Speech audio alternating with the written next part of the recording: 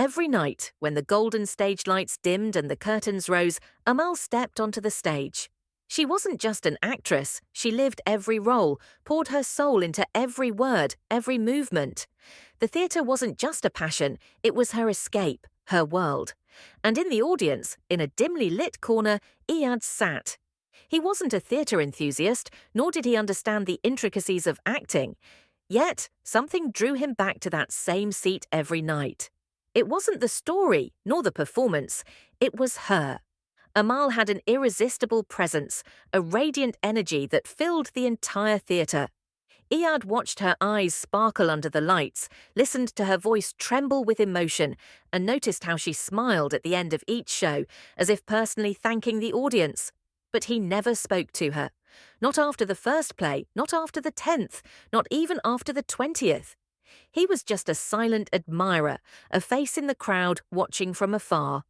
One night, after the show ended and the applause faded, Iyad decided he could no longer remain just a spectator in her story. It was time to take the stage of his own life. As the audience dispersed, he stood near the backstage door, heart pounding. Moments later, Amal stepped out, still in costume, strands of hair falling loosely around her face. Their eyes met, and she smiled, slightly surprised. "You always sit in the same seat," she said with a curious smile, tilting her head slightly. Iyad swallowed hard before replying, "Because it's the best seat in the theatre." She laughed, crossing her arms. "You must be a real theatre lover then."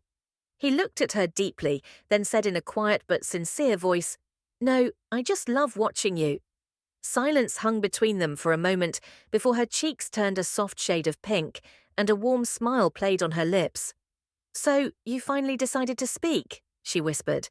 He nodded and said, "And there's something else I need to say." She raised an eyebrow, intrigued. He stepped closer, meeting her gaze directly. "I love you, Amal."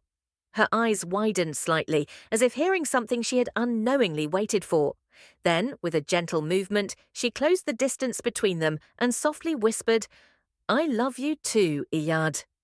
At that moment, in the quiet corner of the theatre, under the fading stage lights, between old posters and the scent of wooden floors, Iyad realized he was no longer just a spectator. He had finally become a part of the story he had always loved.